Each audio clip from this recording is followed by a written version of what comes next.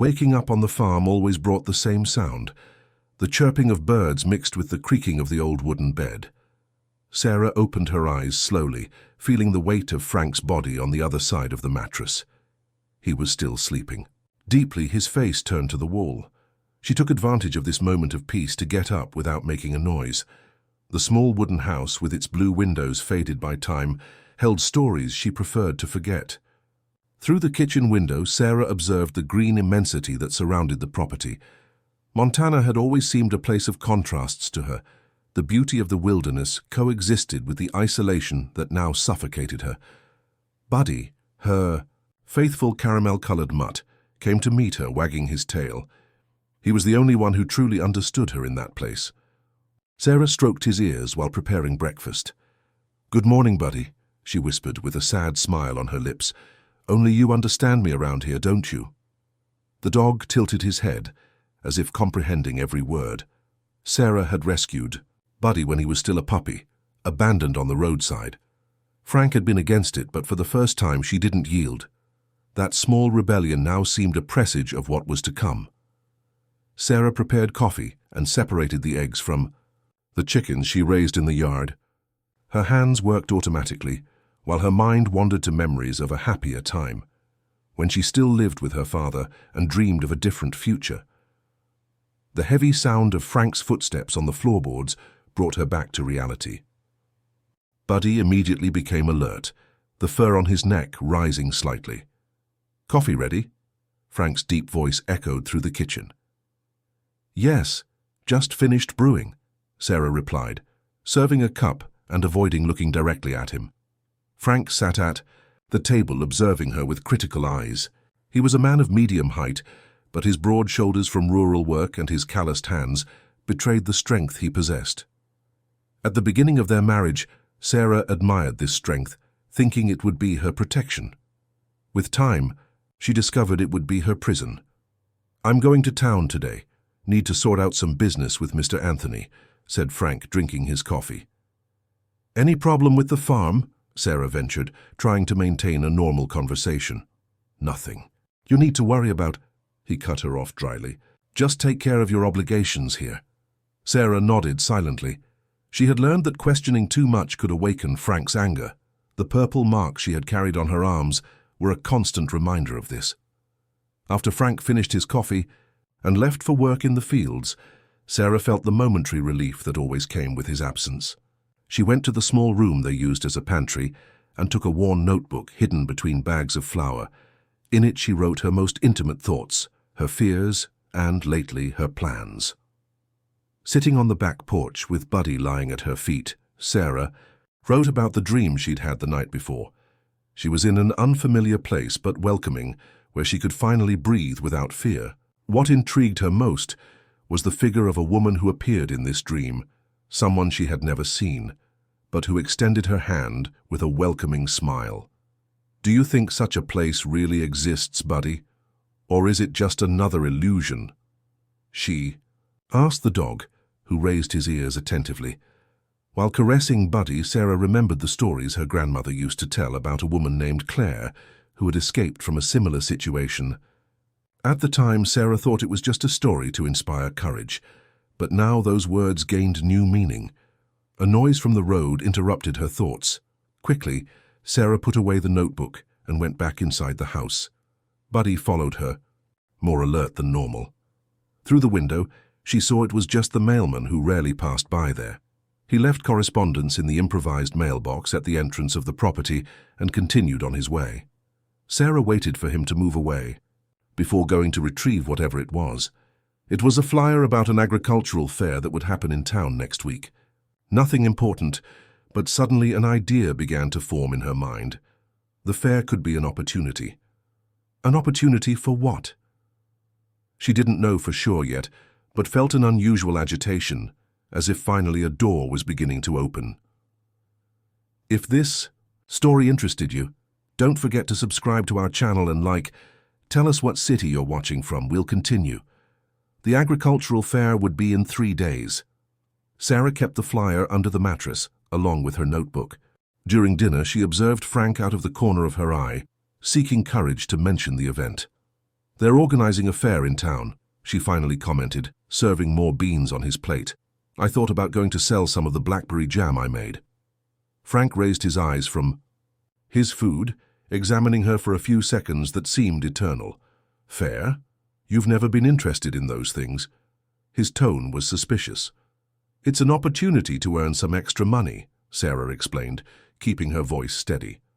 "Mrs. Wilson from the neighboring farm sells her jams every year." Frank continued eating in silence, and Sarah felt her heart accelerate. He chewed slowly, thoughtfully, as if evaluating each of her words. "You can go," he said finally. "But come back the same day, and I want half of what you earn." Sarah nodded quickly before he could change his mind. A small victory, she thought, while collecting the plates. Buddy, who was watching the scene lying in a corner of the kitchen, seemed to relax along with her. That night, while Frank snored, Sarah couldn't sleep. The idea of the fair made her restless, but not just for the possibility of selling her jams. It was as if something was calling her to town, as if a plan was forming in her mind without her fully understanding it. The next morning, Frank left early to work in the more distant part of the farm. Sarah took advantage of the opportunity to go to the shed where they kept the tools. There, in a hidden corner, was a loose board that no one had ever noticed. As a child, she used that hiding place to keep small treasures: a colorful feather, a shiny stone, a ribbon bow that had belonged to her mother. Buddy followed her as always, and curiously seemed agitated, sniffing around the board as if he also knew the secret. Sarah knelt and carefully removed the wood. To her surprise, besides the small objects from her childhood, there was something she didn't recognize: an envelope yellowed by time. "What's this, Buddy?" she murmured, picking up the envelope with trembling hands. The paper was old, but still preserved a delicate handwriting. The envelope wasn't sealed, and inside was a letter dated 20 years ago. Sarah began to read, and each word made her heart beat faster. "To whoever finds this letter, if you are reading this, you are probably looking for a way out, just as I once did. My name is Claire, and like you, I lived days of suffocation and pain. I found a path through the river where he couldn't find me. There is a place called New Beginnings Shelter in the big city where women like us can start over. Look for Mrs. Martha at the town fair. She knows how to get there. Don't be afraid to take the first step. May courage never fail you. Claire." Sarah reread the letter several times, incredulous. Claire, the same name as the woman from her grandmother's stories. Could it be possible? Her grandmother always spoke of a distant relative who had gone to a better place, but never went into details. Sarah had always interpreted this as a euphemism for something more definitive, but now Buddy barked softly, as if wanting to bring her back to reality. Sarah put the letter in her dress pocket and replaced the board. Her heart was racing, a mixture of fear and hope taking hold of her being.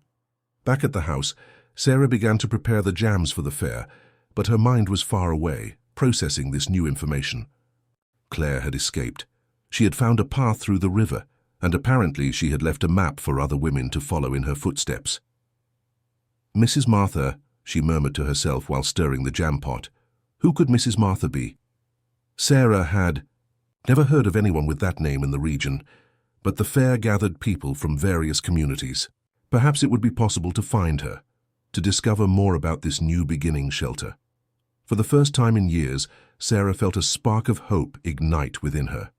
It wasn't just a vague dream of freedom, but something concrete, a possible path. What if she could really leave? Start over in another place, away from Frank's closed fists, away from the constant fear? Buddy approached, touching his nose to her leg, as if he sensed her inner agitation. Sarah bent down and hugged the dog, burying her face in his soft fur. "What? If it were possible, Buddy, what if we could leave this place?" The dog licked her face and Sarah smiled through tears. For the first time in a long time, she dared to imagine a different future. In the days that followed, Sarah prepared everything for the fair with special care. Each jar of jam was decorated with a colorful piece of fabric tied with twine. She set aside her best clothes, a simple blue dress but clean and well-ironed, and most importantly she kept the letter in the inner pocket she had sewn into her dress. close to her heart. On the eve of the fair, Frank returned earlier than usual. His expression was heavy, his brow furrowed with concern. "Any problem?" asked Sarah, trying to keep her voice neutral while setting the table for dinner. "Nothing you can solve," he replied dryly, going straight to the improvised bathroom at the back of the house. Sarah exchanged a look with Buddy, who had become more alert with Frank's arrival. She took a deep breath, trying to calm her nerves. She was so close now, so close to discovering if there really was a way out. She couldn't let anything get in the way. The day of the fair dawned with a clear sky and a radiant sun, as if nature was conspiring in Sarah's favor. Frank had left before dawn to take some cattle to the most distant pasture, which would give her enough time in town. "Be back before sunset," were his last words, more an order than a farewell. Sarah nodded, avoiding his eyes. She carefully arranged the jars of jam in a large basket, lined with a clean cloth. She put on the blue dress, combed her black hair, and tied it in a simple bun. She looked at herself in the small, cracked mirror in the bedroom and barely recognized the woman staring back at her. There was a different light in her eyes, a determination she hadn't felt in a long time. "Take care of the house, Buddy," she said to the dog, stroking his head. "I promise I'll be back." Buddy barked softly, as if understanding the importance of that day. Sarah took the basket and followed the trail leading to the main road. From there she would walk about an hour to town.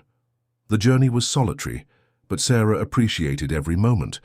The sun filtered through the treetops, the singing of birds, the distant sound of the blue river that ran parallel to the road.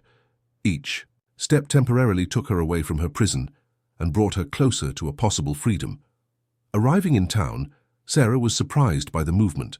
The fair was set up in the central square, with colorful stalls displaying products from all over the region: crafts, fruits, vegetables, sweets.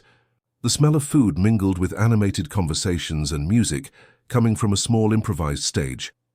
Sarah found a space between two stalls and arranged her jars of jam on the table she had rented. Soon people began to approach, attracted by the vibrant colors of the crystallized fruits in the jars. She smiled timidly, explaining the flavors, negotiating prices, thanking each sale. While serving customers, Sarah observed her surroundings, looking for someone who might be Mrs. Martha. How would she recognize her? The letter gave no physical description. Perhaps she should ask someone directly. "These jams look delicious," said a female voice, interrupting her thoughts. Sarah turned and saw a lady of about 60, gray hair tied in a long braid, clear and perceptive eyes, dressed simply, but with an elegant bearing. "Thank you," replied Sarah. "They're my grandmother's recipes. We have blackberry, blueberry, and a special mix with walnuts." The lady picked up a jar of blackberry jam, examining it carefully. "Beautiful work," she commented, looking directly into Sarah's eyes. "You're not from town, are you?" "No, ma'am. I live on a farm near the Blue River." The woman nodded, as if confirming something she already knew. She put the jar back on the table but didn't move away. "My name is Martha," she said finally. "Martha Green." Sarah's heart accelerated. Could it be possible? Had she found Mrs. Martha so easily? "Sarah," she replied, her voice almost failing. "Sarah Carter. Sarah Carter," repeated Mrs. Martha, as if savoring the name. "You know, Sarah, I'm looking for an assistant in my craft store. Someone with skilled hands like yours would be perfect." Sarah looked around nervously before responding. I don't know if I could. My husband—" "I understand," interrupted Mrs. Martha, with a comprehending nod. "But if you ever change your mind, my store is on Maple Street, number 28. Ask for Martha from the art house." Mrs. Martha then picked up 2 jars of jam, paid without asking for a discount, and added, "You know, Sarah, sometimes we need to take the first step to find the path through the river." Sarah froze upon hearing those words. They were almost the same as in the letter. It couldn't be a coincidence. She opened her mouth to say something, but Mrs. Martha was already moving away, blending into the crowd. The rest of the afternoon passed in a blur. Sarah sold almost all of her jams, but her mind was fixed on Mrs. Martha's words and the address she had given. Maple Street, number 28, Art House. When the fare began to disperse, Sarah put the money from the sales in the inner pocket of her dress, along with the letter, and made a decision. She needed to go to Mrs. Martha's store before returning to the farm. Following directions from a local vendor, she easily found Maple Street. It was a narrow street with well-preserved old houses. Number 28 corresponded to a two-story house, painted yellow with a carved wooden sign, Art House. Sarah entered hesitantly. The interior of the store was welcoming, with shelves displaying all kinds of regional crafts, wooden sculptures, pottery, jewelry made with forest seeds. At the IUI back, sitting behind a counter, was Mrs. Martha, as if waiting for her. "You came," she said with a serene smile. "I knew you would." "You—" Sarah hesitated, gathering courage. "Do you know a woman named Claire?" Mrs. Martha's smile widened. "I've known many Claires throughout my life, my dear, but I think you're asking about a specific Claire." Sarah took the letter from her pocket and extended it with trembling hands. Mrs. Martha took the paper carefully, her eyes quickly scanning the already familiar words. "So you found it," she murmured, returning the letter. "I've been waiting for this for a long time." "The letter, is it real?" asked Sarah, her voice choked with emotion. "Does the New Beginnings shelter really exist?" Mrs. Martha slowly stood up and went to the door of the store, turning the sign from open to closed. Then she gestured for Sarah to follow her to a room at the back. The room at the back of the art house was simple but cozy. A round wooden table occupied the center, surrounded by 4 chairs. On the walls, black and white photographs of smiling women, some alone, others in groups. Sarah couldn't help but notice that they all seemed free. Mrs. Martha indicated a chair for Sarah and sat across from her. Her clear eyes seemed to read every thought that passed through the young woman's mind. "The New Beginnings shelter isn't just a place, Sarah," she began with a calm voice. "It's a network of people, mainly women, who help each other find new paths when the old ones have become impassable." Sarah swallowed hard, feeling a mixture of fear and hope growing inside her. "And Claire," she asked, "does she really exist? My grandmother used to talk about her, as if she were a distant relative."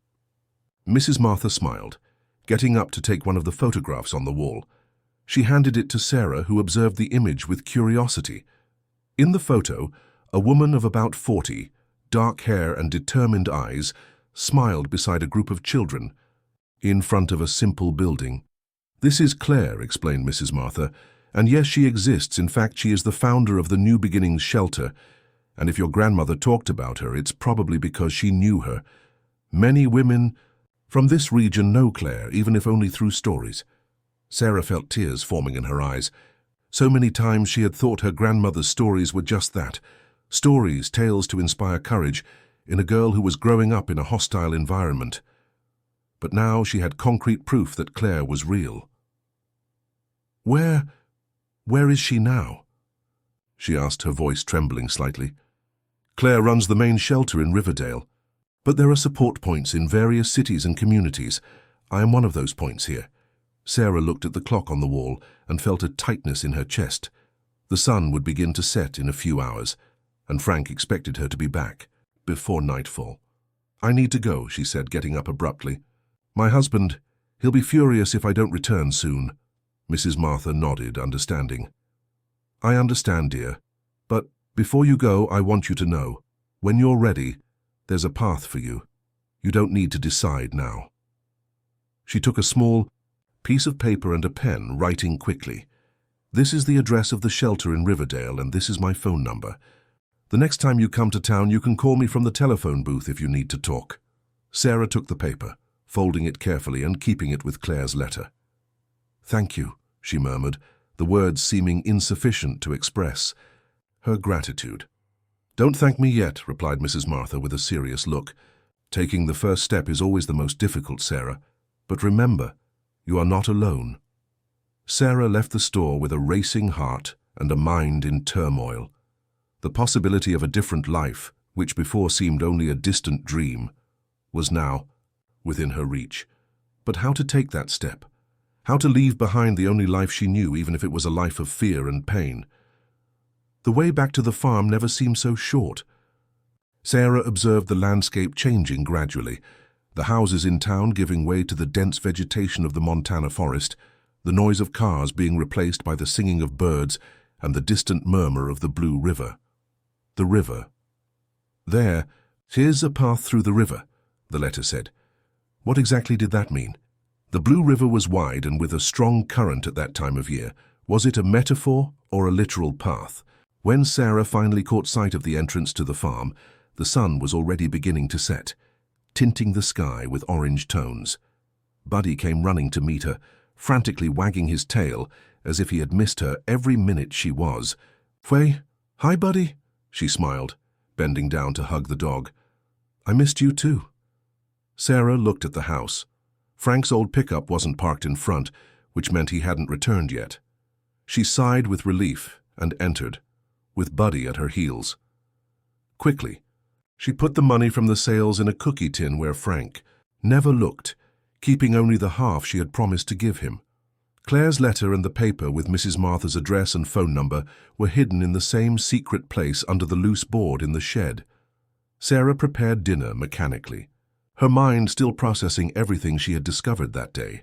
The real existence of Claire, the support network of the New Beginnings shelter.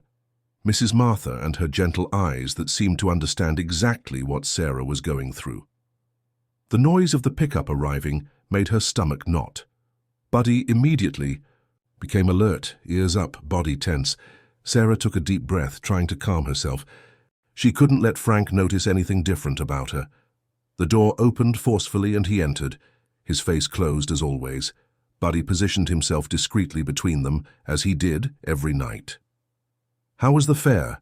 asked Frank dryly, sitting at the table. "Good," replied Sarah, serving dinner. "I sold almost everything." She placed the agreed money on the table. Frank took it without counting, stuffing it in his shirt pocket. "I don't want you to go again," he said suddenly, while eating. "Too many people from town, too much talk. You have things to do here on the farm." Sarah felt as if she had been punched in the stomach. Her connection with Mrs. Martha, her only contact with the possibility of a different life, was being cut off. "But," she began, trying to keep her voice firm, "the sales were good. We could have extra income." Frank hit his fist on the table, making the cutlery jump. Buddy growled softly. "I said no," he shouted. "Since when do you question me, woman?" Sarah lowered her head, the familiar fear starting to settle in her chest again. But this time there was something different. A small nucleus of determination that didn't exist before. Mrs. Martha's words echoed in her mind. "When you're ready, there's a path for you." That night, while Frank snored beside her, Sarah made a decision. She didn't know yet how or when, but she knew she needed to find her path through the river. For herself, for Buddy, and for all the other women whose stories were in the photographs on Mrs. Martha's wall. If this story interested you, don't forget to subscribe to our channel and like. Tell us what city you're watching from. We'll continue. 2 weeks passed since the fair, and life on the farm seemed to have returned to its suffocating routine. Sarah took care of the house, the garden, and the animals, while Frank worked in the field and at night drank his whiskey in disturbing silence. However, inside, Sarah was bubbling with ideas and plans. Each day, she saved a bit of dry food. That wouldn't be missed. Crackers, jerky, flour. She had sewn a secret pocket in an old cloth bag where she hid the money she had saved from the fair. It wasn't much, but it could help her in the first days away from there. Buddy seemed to sense that something was about to happen. The dog followed her even more closely, as if fearing she might disappear at any moment. Sarah hugged him, silently, promising that she would never leave him behind. "When we leave, we'll go together," she whispered in his furry ear. "You're the only family I have now." The problem was how to leave. Frank rarely left the farm for more than a few hours, and even when he did, Sarah feared he would return unexpectedly and discover her escape. Besides, the path to town was too long to travel quickly on foot, especially carrying Buddy and her few belongings. The answer came on a night in May, when the sky suddenly darkened in the middle of the afternoon. The air became heavy and humid, and a strong wind began to shake the trees around the house. "Big storm coming?" said Frank, observing the sky through the window. "I need to go to the corral, make sure the cattle are protected. The fences on the west side were weak last time." "I checked." Sarah nodded, her heart accelerating. Frank took his raincoat and left, promising to return as soon as possible. The corral was on the other side of the property, at least a half-hour walk away. As soon as he disappeared on the path, Sarah ran to the shed. She removed the loose board and took out her treasures, Claire's letter, the paper with Mrs. Martha's contact and some savings she had gathered over the years. She returned to the house and quickly picked up the bag she had prepared with food, a change of clothes and few personal items. "Come on, Buddy," she called, her voice trembling with nervousness and excitement. "It's now or never." The first heavy drops of rain began to fall when Sarah and Buddy left through the back of the house. Instead of following the main road which would take them straight to town, Sarah took a secondary trail that went down toward the Blue River. "There is a path through the river," the letter said, and Sarah had decided to interpret this literally. The rain increased rapidly, transforming into a curtain of water that soaked Sarah in minutes. Buddy trotted at her side, equally wet, but determined to follow his owner wherever she went. The noise of the storm muffled any other sound, which was good. It meant that Frank wouldn't hear their footsteps, even if he returned earlier than expected. The descent to the river became increasingly steep and slippery. Sarah slipped several times, getting muddy, but immediately got up and continued. There was no time for hesitation. Every minute counted. When they finally reached the riverbank, Sarah was shocked by what she saw. The Blue River, normally calm, in that stretch was agitated and swollen, its muddy waters running with frightening force. The storm had accelerated a flood that was already in progress due to the rains of recent days. "My God," murmured Sarah, feeling fear tighten her chest. "How are we going to cross this?" Buddy barked as if responding, and ran a bit further along the bank. Sarah followed him and saw what the dog had found, a small boat tied to a tree. It was a simple canoe, the kind used by locals for fishing, probably brought by the current and recovered by someone in the area. Sarah looked around, looking for the owner of the boat, but there was no one in sight. The rain continued to fall mercilessly, and the river was becoming more dangerous every minute. "I have no choice," she said to herself, entering the canoe and calling Buddy to join her. The dog hesitated for a moment, observing the turbulent waters, but soon jumped into the boat, completely trusting his owner. Sarah untied the rope and, with some difficulty, used the paddle she found at the bottom of the boat to move away from the bank. Immediately, the current grabbed the small canoe, dragging it downstream with alarming speed. Sarah tried to paddle to control the direction, but it was almost impossible. The boat spun several times, making her feel dizzy and disoriented. "Stay calm, Buddy," she shouted above the roar of the waters, seeing the dog crouched at the bottom of the canoe, trembling. "We'll make it." Through the curtain of rain, Sarah glimpsed something that gave her hope, a riverside cabin on the opposite bank, with a faint light visible through the window. Gathering all her strength, she paddled toward the cabin, fighting against the current that tried to drag them downstream. The canoe hit something, a submerged rock perhaps, and almost tipped over. Water entered the boat, soaking Sarah and Buddy even more. The dog barked, frightened, and Sarah felt despair growing. "I won't give up," she said through clenched teeth, paddling with renewed determination. Not after coming so far. Slowly, painfully, the canoe approached the opposite bank. When they finally got close enough, Sarah jumped into the shallow water, pulling the canoe with Buddy to firm ground. Her legs were trembling from exhaustion and fear, but she had succeeded. They had crossed the river. The cabin was just a few meters away. Sarah took her soaked bag and, with Buddy at her side, walked to the door, where she knocked with trembling hands. After a few moments that seemed eternal, the door opened, revealing a wrinkled and gentle face. An elderly lady with white hair tied in a bun looked at Sarah and Buddy with surprise. "Good heavens, child, what are you doing in this storm?" Sarah opened her mouth to respond, but the words turned into sobs. All the tension, fear, and adrenaline of the escape finally caught up with her. Her legs gave way and she would have fallen if the lady hadn't supported her with surprising strength for someone her age. Come inside," said the old woman, guiding Sarah into the cozy cabin. "The dog too, you're soaked to the bone." Buddy entered, shaking himself and spreading water everywhere, but the lady didn't seem to mind. She helped Sarah sit near the wood stove that heated the environment and brought dry towels for both. "My name is Connie," she said, while placing a kettle on the fire. "And by the state you arrived in, I imagine you're running from something or someone." The kettle began to whistle, and the comforting smell of herbs filled the small cabin. Connie served the tea in a chipped but clean porcelain mug and handed it to Sarah, who held it with still trembling hands. "Drink," said the lady with a gentle voice. "It will help warm your body and calm your spirit."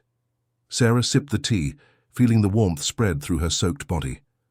Buddy settled at her feet, near the fire, apparently recovered from the fright of the turbulent crossing.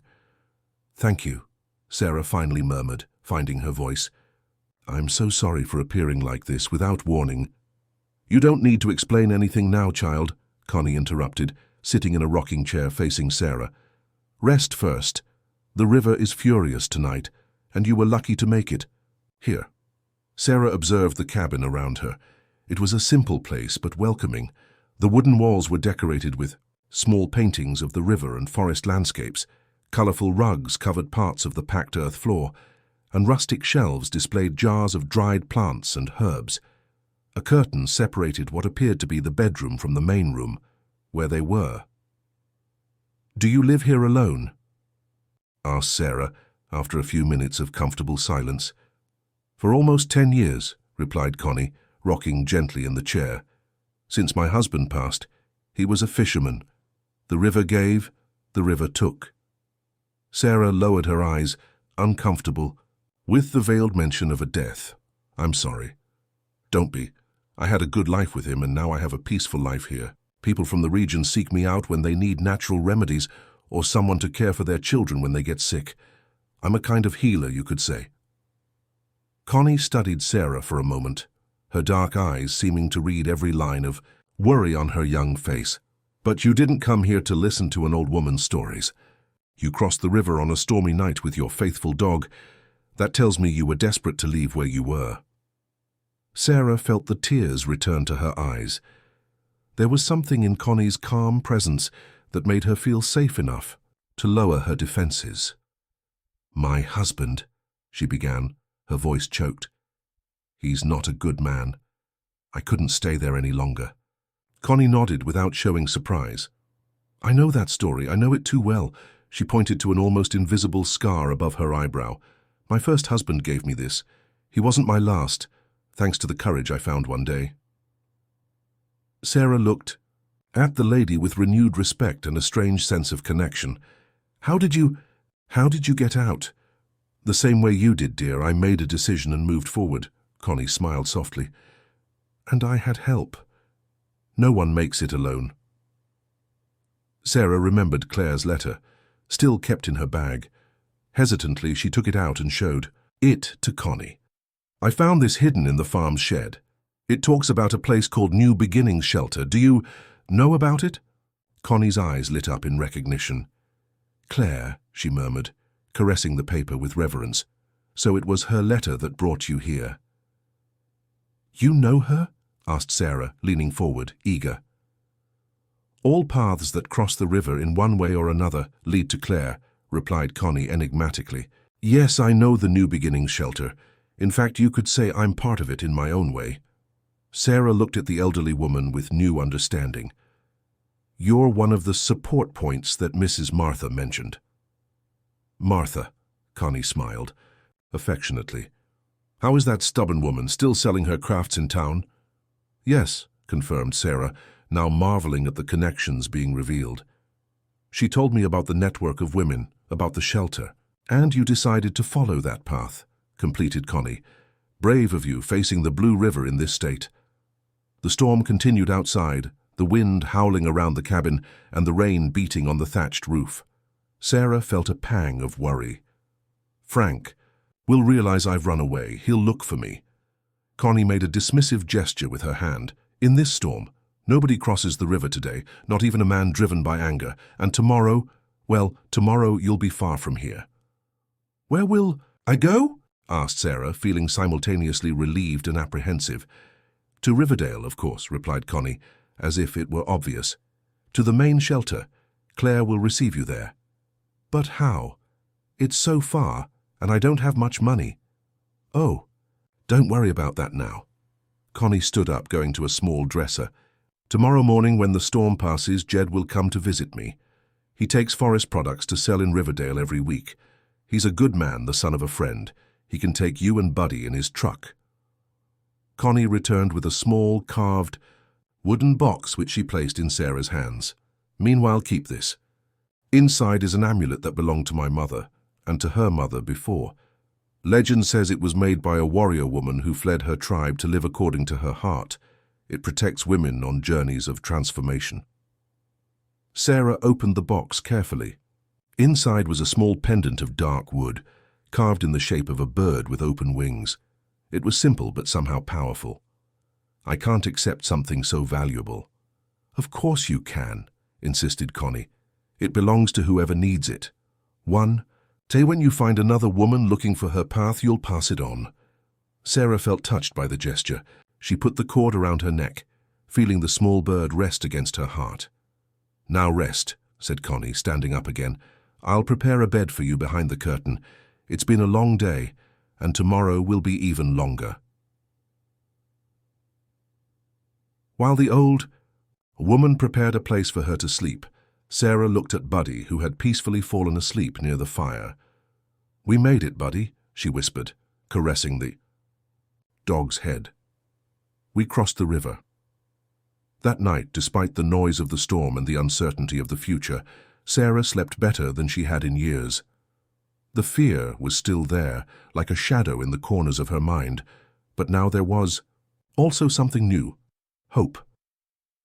In the small cabin on the banks of the Blue River, protected by the kindness of a stranger who somehow seemed familiar, Sarah dreamed of birds flying free in the blue sky, their wings open against the wind, with nothing tethering them to the ground. Dawn brought with it the end of the storm. Sarah woke to the smell of coffee and the sound of low voices conversing in the main room of the cabin. Buddy, who had slept at the foot of her improvised bed, raised his head, alert but not alarmed. She got up, putting on the clothes Connie had left for her. A simple cotton skirt and a blouse that, although a bit large, was clean and comfortable. Her own clothes were still damp from the day before. As she pushed aside the curtain, Sarah saw Connie talking with a tall, thin man with sun-bronzed skin and greying hair at the temples. Both turned when they noticed her. "Ah, there you are," smiled Connie. "This is Jed, whom I mentioned yesterday." Jed nodded in greeting, his face serious but not hostile. "Good morning, miss. Connie told me about your situation. I can take you to Riverdale if you still want to go." Sarah felt a tightness in her stomach. It was real. It was really happening. She was going to leave behind everything she knew and head to a new place. A new life? "Yes," she replied, surprising herself with the firmness of her own voice. "I want to go." "Great," said Jed, taking a last sip of his coffee. "We leave in an hour. I have to load some products on the truck first. The dog goes too?" "Yes," affirmed Sarah without hesitation. "Buddy stays with me." Jed shrugged, as if it made no difference to him. "Fine, he seems calm." After Jed left, Connie served coffee and biscuits to Sarah, who ate with appetite, realizing she hadn't had dinner the night before. Buddy received a generous piece of dried beef, which he quickly devoured. "What will happen when we reach Riverdale?" asked Sarah, finally verbalizing her greatest fear. "What if the shelter can't receive me? What if Frank finds me there?" Connie sat beside her, taking her hands between her own. The old woman's hands were rough and calloused, but conveyed a reassuring strength. "Claire is expecting you, Sarah. I spoke with her on the radio while you slept. She always has room for one more. And as for your husband," Connie gently squeezed her hands, "Riverdale is a big city. The shelter is in a discreet location, and the women who run the place know how to protect their own. Sarah nodded, trying to believe. She needed to believe. There was no turning back now. "I have something for you," said Connie, standing up and going to a small chest in the corner of the room. She returned with a brown envelope. "A little money to help in the beginning, and a map of Riverdale with the exact address of the shelter, marked. Show this only to Jed, to no one else." "I can't accept money," protested Sarah, but Connie firmly shook her head. "It's not my money, it's the network's. Each woman who passes through here and later establishes herself sends a little back to help the next one. One day, when you can, you'll do the same." Sarah received the envelope with gratitude, carefully storing it in her bag along with Claire's letter and the paper with Mrs. Martha's contact. When Jed returned, his truck was already loaded with boxes of fruits, crafts, and medicinal herbs. He arranged a space for Sarah in the cabin and indicated the truck bed for Buddy. "He'll be fine back there," assured Jed, seeing the concern on Sarah's face. "I'll make regular stops for him to stretch his legs and drink water."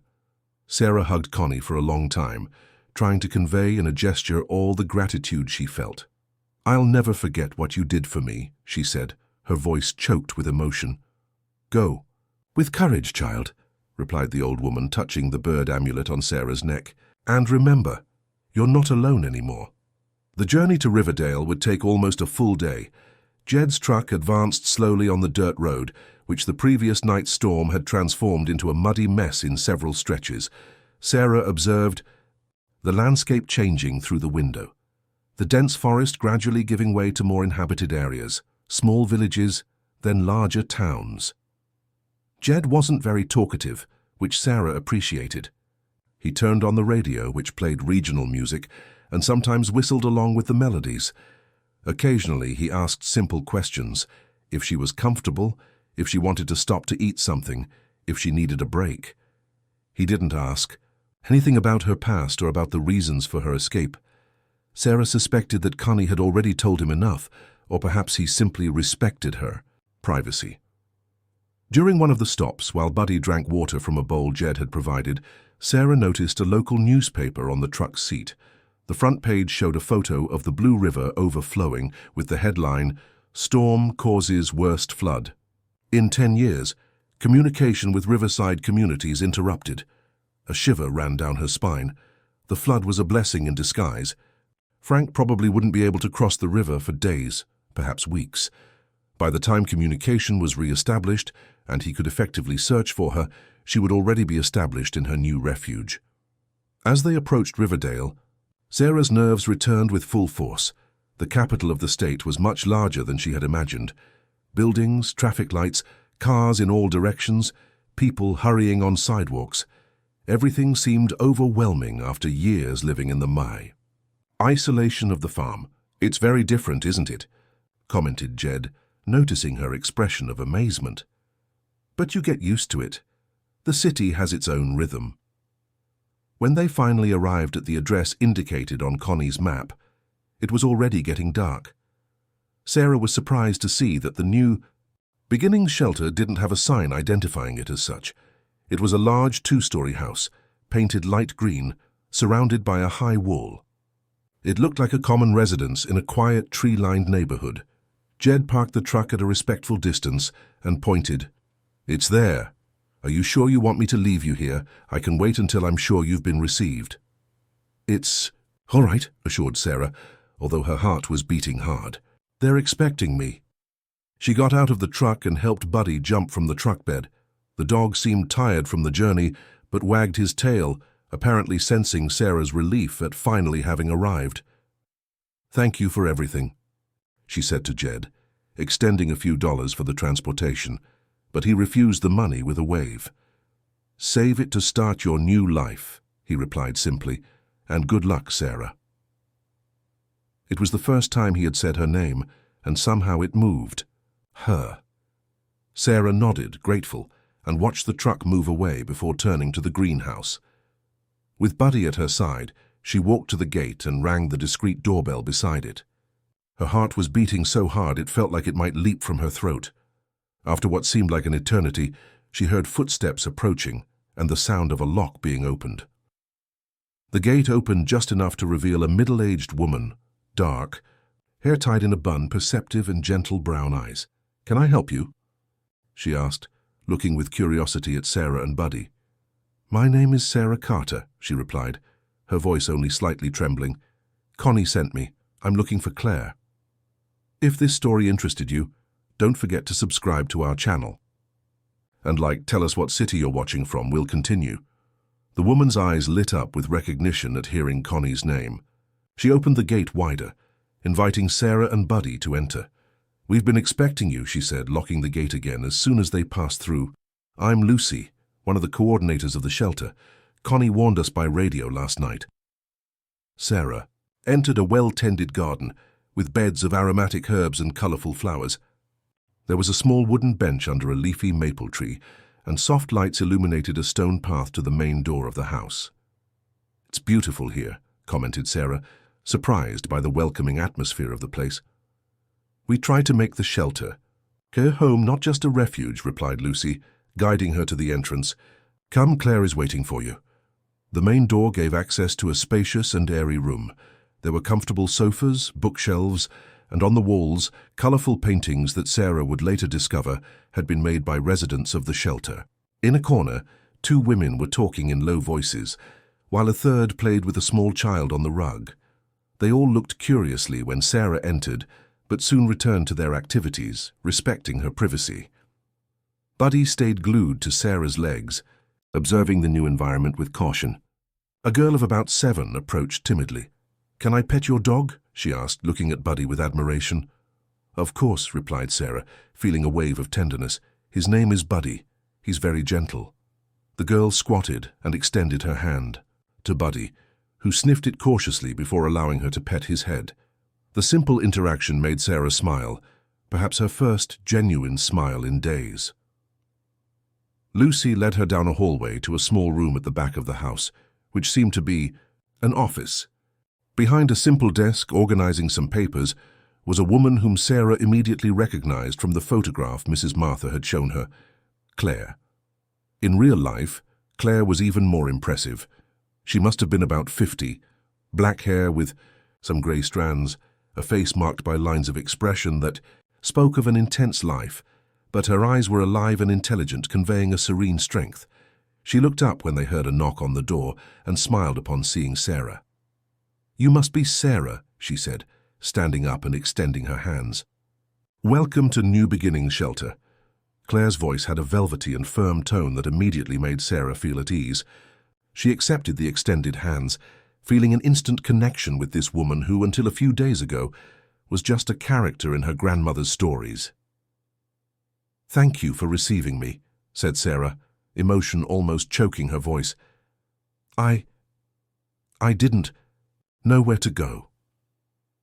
"You made the right choice in coming here," replied Claire, indicating a chair for Sarah to sit. Buddy lay at his owner's feet, seeming to finally relax a little. "Connie told me a bit about your situation. You were very brave to make this journey." Sarah unconsciously touched the bird amulet around her neck. "I wouldn't have made it without help. Mrs. Martha, Connie, and the letter. Your letter." Claire smiled, an expression of sweet nostalgia on her face. "Ah, yes, the letter. I've written dozens of them over the years, hidden in various places. I never know when they'll be found or by whom. It's like launching bottles into the sea, hoping they'll reach someone who needs the message." "Why do you do it?" asked Sarah, genuinely curious. Claire leaned back in her chair, her eyes momentarily distant, as if looking at something in the past. "When I was young, I lived in a situation very similar to yours. A violent husband, an isolated farm, no way out in sight. One night, after a particularly bad incident, I fled into the forest with no direction. That's when I found an elderly woman, a local healer, who took me in and showed me that there was a different path." Sarah listened with fascination to the story that unfolded before her, so similar to her own experience that it seemed almost supernatural. "This woman took me to a support group in the city. There, for the first time, I realized I wasn't alone.